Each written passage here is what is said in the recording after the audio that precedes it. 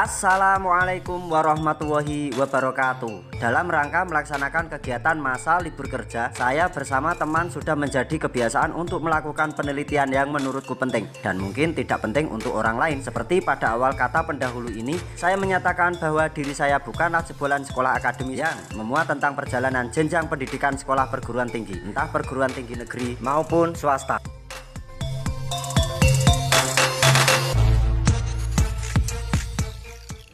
Perang Ambarawa berawal dari keputusan Konferensi Potsdam pada Juli 1945 yang membagi-bagi tugas kepada negara-negara besar sekutu, membuat Inggris kebagian tugas mengendalikan wilayah Asia Tenggara. Di wilayah tersebut, Inggris selain mengambil alih kekuasaan dari tangan Jepang, melucuti senjata mereka dan memulangkan pasukan Jepang ke negerinya, adalah membebaskan tawanan dan interniran sekutu dan menjaga keamanan serta menegakkan hukum.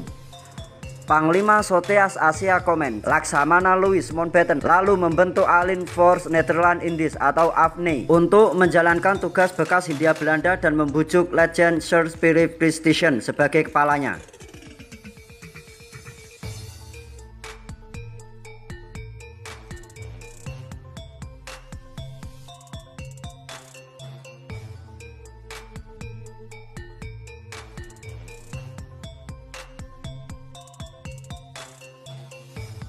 Mountbatten juga membentuk 9 penerjun yang akan bertugas sebagai advance team di Sumatera dan Jawa. Tim itu masing-masing berisi 4 personil yang terdiri dari komandan, petugas sinyal atau komunikasi, dan 2 personil medis. Mereka dilengkapi peralatan medis, obat-obatan, dan bahan makanan. Dari merekalah informasi mengenai lapangan berasal. Pada tanggal 8 September 1945, tim pertama mendarat di Batavia. Penerjun mereka berjalan bersama penerjun Belanda yang datang sebagai alat Netherlands Indies Civil Administration atau NICA Civil Affair Agreement yang ditandatangani kedua negara pada tanggal 24 Agustus 1945 membuat Belanda bisa membonceng Inggris. Menurut sejarawan Universitas Diponegoro kepada majalah Historia, pokok inti perjanjian tersebut adalah Inggris wajib mengembalikan wilayah kepada bekas koloninya. Dengan kata lain, Inggris harus membantu mewujudkan kembali penjajahan Belanda di atas Indonesia. Tim penerjun yang bertugas di Jawa Tengah tiba pada tanggal 18 September 1945. Mereka mendarat di Magelang. Tepat di perbukitan itu diyakini sebagai tempat bagi banyak tawanan perang dan interniran sekutu Belanda. Tim tersebut lalu kembali ke Jakarta guna memberi pengarahan mengenai Magelang dan kembali lagi keesokan harinya. Menurut mereka, kerjasama dengan Jepang sangat vital karena detail jumlah camp dan interniran hanya mereka yang tahu. Dengan bantuan Jepang, tim di Magelang membebaskan 773 tawanan dan interniran yang ada. Mereka menginformasikan kepada markas SEIC di Colombo atau Ceylon bahwa adanya penjarahan dari pra-ekstremis dropping logistik hendaknya dihentikan. Pada tanggal 20 Oktober 1945, sekitar 1 brigade pasukan Inggris dari Gurkha tanggal 3 Oktober 1945 mendarat di Semarang. Gubernur Jawa Tengah kala itu, Wongsonegoro, menyambut hangat kedatangan mereka lalu mengadakan perundingan. Kepada Jenderal Battle, Wongsonegoro mengatakan pihak Indonesia menjanjikan kerjasama seluas-luasnya asal pasukan Inggris tidak mengusik kedaulatan Republik. Gubernur juga bersikeras untuk tidak membiarkan sekutu melucuti senjata polisi Republik. Bersama dengan kedatangan Inggris, para pejuang di Semarang sedang mati-matian memperebutkan senjata dari pasukan Jepang.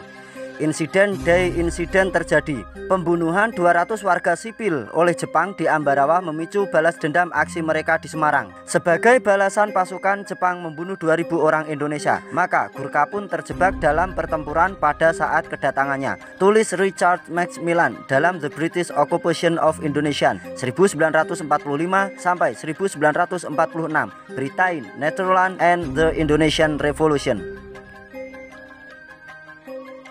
Pasukan Gurkha langsung mengambil alih lapangan udara yang berada di Semarang dan mendirikan markas di sana. Rakyat Indonesia menyambut kedatangan mereka karena dianggap pembebasan dari Jepang. Atas izin Gubernur Jawa Tengah, dan Ambarawa itu menjadi kamp interniran besar. Mendengar akan hal itu, maka satu detasemen tentara Gurkha menuju ke Ambarawa. Di sana mereka membebaskan para tawanan dan interniran, termasuk ex-prajurit Kenil Belanda. Namun ex-tentara Belanda itu melakukan provokasi-provokasi seperti mengenakan seragam militer lengkap, menangkapi, dan bahkan menyiksa para pemuda pejuang Indonesia. Dan akhirnya hal tersebut memicu perlawanan. Panglima BKR Kedus Susman yang dibantu BKR Yogyakarta, pimpinan Umar Slamet dan Laskar Rakyat Mataram Batam serta kesatuan pejuang lainnya mengepung tangsi-tangsi pasukan sekutu di Tuguran, Susteran, dan Hotel Montaigne.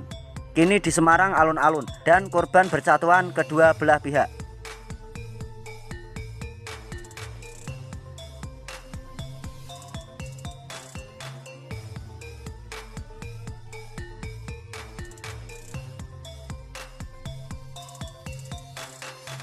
Panglima Garnisum Inggris di Magelang Letkol Edward yang tiba akhir Oktober 1945 mengadakan perundingan dengan penguasa setempat untuk menghentikan pertempuran. Karena tidak menghasilkan kesepakatan, Brigjen Battle lalu mengambil alih. Dia berunding dengan Presiden Soekarno yang sedang bersafari. Perundingan tanggal 2 November 1945 itu selain menghasilkan kesepakatan gencatan senjata, juga menghasilkan membentuk kontak komite yang bertugas memastikan pembebasan tawanan dan interniran sekutu. 5 pemimpin Indonesia dan 5 perwira dari Inggris masuk ke dalam komite tersebut. Untuk itu, Inggris memberikan bantuan senjata Lee Enfield kepada petugas Indonesia, sementara Indonesia menjamin suplai bensin makanan kepada pasukan Inggris. Pada tanggal 20 November 1945, evakuasi 2.500 interniran dari Magelang berjalan lancar. Sisa yang masih ada menyusul dievakuasi keesokan harinya berbarengan dengan penarikan Garnisum Inggris di Magelang ke Ambarawa, kecuali anak-anak, lansia, dan orang sakit. Para interniran pun yang tidak kebagian truk harus berjalan kaki menuju Ambarawa. Meski dengan pengawalan pasukan, keamanan mereka sangat rentan dari serangan para ekstremis. Jenderal Christensen sampai menyamakan kondisi mereka dengan kondisi evakuasi warga Inggris dari Kabul ke India pada tahun 1842 yang hanya menyisakan seseorang yang selamat sampai tujuan. Berbarengan dengan masa tegang di Magelang, pimpinan tentara bersidang dan memilih Kolonel Sudirman, Panglima BKR Divisi 5 Banyumas, sebagai Panglima tertinggi TKR. Sambil menunggu pelantikan, beliau kembali ke markasnya sambil menyusun strategi guna menghadapi kemungkinan terburuk dari proses evakuasi tawanan sekutu yang berangkat dari Magelang ke Ambarawa. Kolonel Sudirman memerintahkan komandan-komandan TKR di Jawa Tengah dengan mengirim pasukannya untuk memperkuat TKR di Ambarawa dan yang terbanyak dari Banyumas. Karena senjatanya paling lengkap, Kolonel Sudirman juga membentuk markas pimpinan pertempuran guna menghindari kesalahan yang terjadi di Magelang, di mana pejuang Indonesia bertempur tanpa adanya koordinasi dan hierarki yang jelas. Kolonel Sudirman menetapkan garis-garis besar operasi penyerbuan di Ambarawa, menunjuk Letnan Kolonel Isdiman Panglima Resimen Purwokerto sebagai pemimpin koordinator pasukan penyerbu, membagi Ambarawa di beberapa sektor, dan menetapkan pukul 4.30 pada tanggal 12 Desember 1945 sebagai waktu dimulainya ofensif.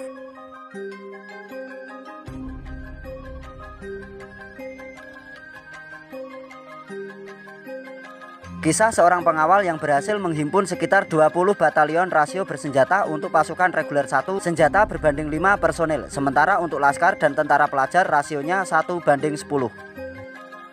Sementara itu di lapangan, Tentara Keamanan Rakyat menganggap penarikan tentara Inggris ke Ambarawa secara diam-diam pada malam 21 November 1945 menyalahi kesepakatan yang menetapkan Garnisum Inggris ditempatkan di Magelang. Bagi mereka, mundurnya pasukan Inggris dianggap upaya untuk melarikan diri. Kecurigaan rakyat kita terlalu besar di saat Perang Revolusi. Pasukan Kedu Tengah di bawah pimpinan Letnan Kolonel Sarbini diikuti serta kesatuan lainnya seperti Yon Mayor Imam Androngi, Yon Mayor Soeharto, Mayor Sarjono langsung mengejar sehingga kontak senjata pun terjadi dan memakan korban di antara kedua belah pihak. Di Ambarawa sendiri pertempuran sudah terjadi pada tanggal 20 November 1945. Pemicunya adalah pesawat P-47 Thunderbolt yang telah dikemudikan oleh Skuadron Angkatan Udara Inggris atau Royal Air Force atau RAF telah membombardir pusat kota Ambarawa menurut pejuang Indonesia. Sedangkan dari pihak Inggris memberikan keterangan serangan demi serangan telah dilancarkan prajurit Indonesia. Prajurit Indonesia memberondong dengan senapan mesin dan pemboman menggunakan mortir. Mereka mengepung pertahanan Inggris dan memblokir jalan atau akses untuk menuju ke sana, sehingga saling tembak-menembak semakin melebar dan membesar. Terdesaknya pasukan Inggris membuat mereka meminta bala bantuan yang berada di Semarang. Bantuan dari Semarang datang melalui pesawat-pesawat pembom, tank, dan artileri. Pada tanggal 26 November 1945, pemberondong mesin pesawat Royal Air Force menggugurkan Letnan Kolonel Isdiman yang bermarkas di Desa Klurah. Dengan adanya kejadian itu, prajurit Indonesia semakin marah dengan tindakan yang dilakukan oleh tentara Inggris. sehingga orang-orang Indonesia menuangkan bensin di sekeliling kamp interniran dan membakarnya. Mereka menembus pagar kamp lain membunuh tentara, perempuan, dan anak-anak Inggris, tulis Macmillan. Korban yang berjatuhan sangat banyak dari kedua belah pihak. Setelah TKR menguasai Jalan Semarang-Ambarawa dan Yon Mayor Ahmad Yani merebut lapangan Kalibanteng, pasukan Inggris dan interniran terjepit di Ambarawa. Hubungan mereka di markas pusat di Semarang putus. Keadaan itu membuat Indonesia leluasa melancarkan serangan Ambarawa yang dimulai tepat jam 4.30 pagi, tanggal 12 Desember 1945. Setelah tembakan mitrailleur penanda pembuka serangan, pasukan Indonesia dari berbagai sektor maju menyerang posisi Inggris. Mereka merayap, berlari, dan mendekati kedudukan musuh sampai jarak 200 meter. Sumber Dinas Sejarah TNI Dalam Sudirman, prajurit TNI Teladan. Lalu Jenderal Gatot Subroto lah yang menggantikan posisi Letnan Kolonel Isdiman yang merangsek dari selatan kota. Pasukan Inggris dan interniran terjepit. Kontak senjata berlangsung terus-menerus selama 4 hari dan memakan banyak korban. Setelah 4 hari terkepung, akhirnya tentara Inggris menerobos jalur menuju Semarang. Mereka mundur dan membawa interniran yang tersisa. Setelah mati-matian menempuh perjalanan dari Ambarawa, mereka akhirnya tiba di Semarang dengan menanggung banyak kerugian. Inggris yang sudah bosan dengan peperangan itu harus menanggung malu akibat ulah dari Belanda.